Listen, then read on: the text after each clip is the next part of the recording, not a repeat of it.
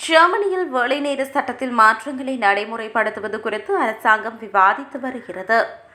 தற்போது தொழிலாளர்கள் பொதுவாக நாளொன்றுக்கு 8 மணி நேரமும் அதிகபட்சமாக 10 மணி நேரமும் வேலை செய்கின்றனர்.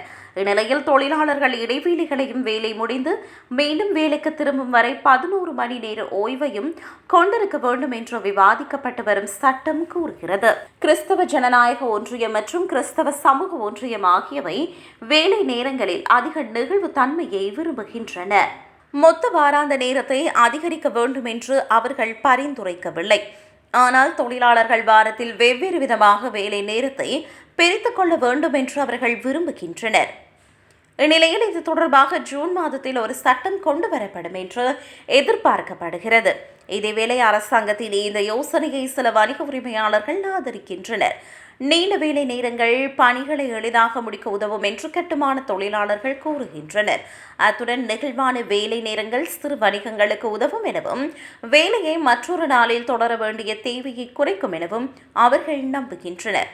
இருப்பினும் பல தொழிலாளர்களும் தொழிற்சங்கங்களும் இந்த மாற்றங்கள் குறித்து கவலை கொண்டுள்ளனர். நீண்ட வேலை நாட்கள் குடும்பத்துடன் செலவிடும் நேரத்தை குறைத்து குழந்தைகள் அல்லது வயதான பெற்றோர்களை பராமரிப்பவர்களின் வாழ்க்கையை கடினமாக்கும் என்று அவர்கள் விவரிக்கின்றனர். அத்துடன் இடைவேளைகளையும் சேர்த்தால் வேலை நாட்கள் 13 மணி நேரம் வரை நீளக்கூடும் என்று சிலர் அஞ்சுகின்றனர். எனினும் ஜெர்மனியின் பொருளாதாரத்தையும் உற்பத்தி திறனையும் இந்த சீர்திருத்தம் மேம்படுத்தக்கூடும் என்று வணிக குழுக்கள் கூறுகின்றன. இதனை மறுத்துள்ள தொழிற்சங்கங்கள் தற்போதைய சட்டங்கள் தேவைப்படும் போது நெகிழ்வுத்தன்மையை அனுமதிப்பதாக கூறுகின்றன. மேலும் நீண்ட நேர வேலை தொழிலாளர்களின் உடல் நலத்திற்கு தீங்கு விளைவிப்பதோடு ஊழியர்களுக்கு பதிலாக தொழில் வழங்குநர்களுக்கே அதிக பாதிப்பை ஏற்படுத்தும் என்றும் தொழிற்சங்கங்கள் சுட்டிக்காட்டுகின்றன.